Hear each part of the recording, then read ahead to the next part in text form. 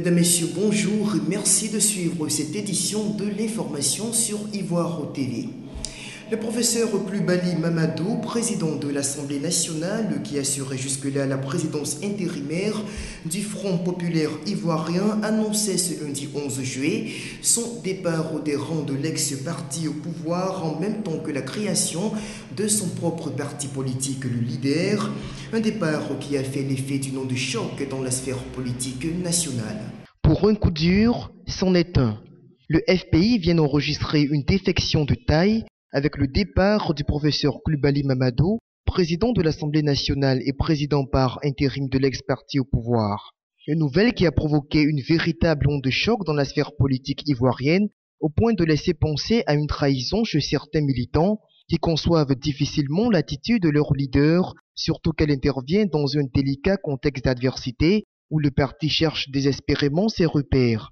Et malgré cette période sensible qui est vécue comme la plus éprouvante de l'histoire des frontistes, Mamadou Coulibaly, lui, a décidé de partir, sans crier gare, alors que le grand chef, le camarade Laurent Gbagbo, est toujours détenu captif dans le nord du pays. Ce départ, naturellement, est loin d'être du goût de certains membres de la direction de l'ex-parti au pouvoir. Joint au téléphone, c'est à peine si l'un des ténors de la rue Fondation, dans une colère à peine voilée, ne nous a pas renvoyé balader, quand un autre se voulait plus serein en parlant d'épiphénomènes. Si on tente, tant bien que mal, de se montrer digne face à cette défection de taille, il paraît évident que les partisans du Front populaire ivoirien n'avaient guère besoin de ce séisme qui pourrait, à n'y prendre garde, ébranler le bloc frontiste et ce, de façon très accélérée. Si le désormais président du Leader justifie sa décision par le refus de ses ex-camarades de lutte d'accepter le changement dû au nouveau contexte politique du pays, les Ivoiriens quant à eux observent des positions divergentes à ce sujet. Suivez cet élément réalisé par la rédaction. Je suis un bon militant du FPI, je suis baboïste. Bon, une surprise, un peu oui, parce que je l'estime personnellement en tant qu'un nationaliste. Je l'estime beaucoup en tant qu'un nationaliste. Donc ça m'a surpris. Personnellement, ça m'a surpris. Maintenant, son départ, aujourd'hui là, ce n'était pas à l'ordre du jour, puisque tous ses camarades de parti sont en prison. Personnellement, il a trahi. Pour moi, personnellement, il a trahi. Bon, il a donné ses raisons. Dans toute chose, chacun a sa raison. Il vit sa raison.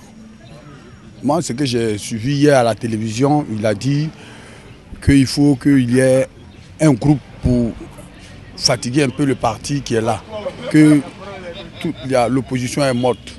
Bon, je ne sais pas si c'est de ça qu'il veut parler, peut-être, mais personnellement, je suis déçu.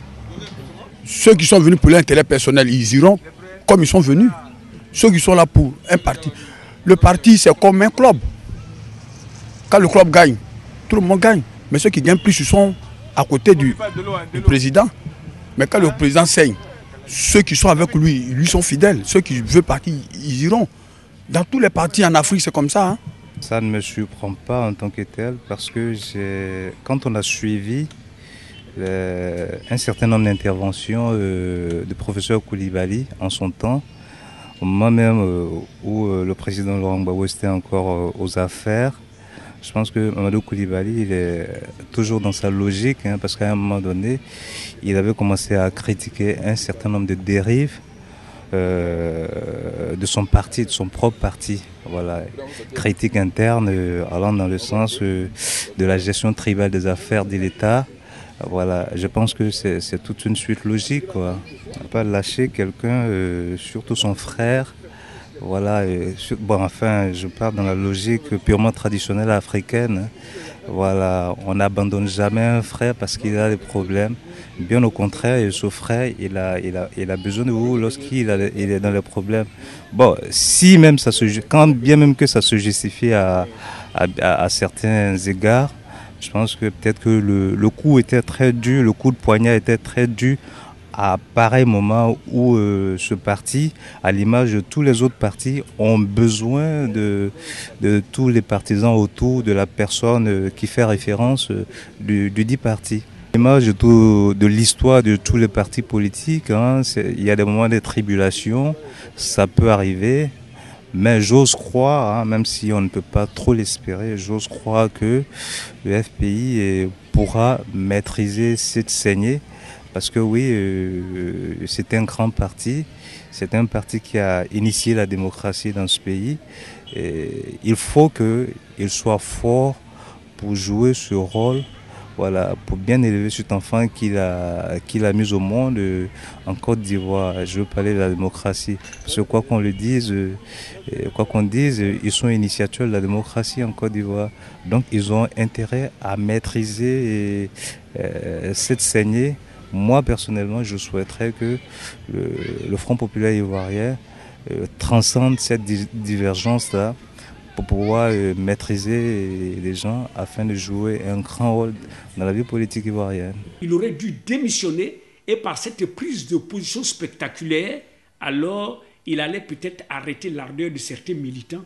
Pour moi, j'estime, c'est-à-dire que s'il y a une critique à faire, je la pose d'une façon éthique.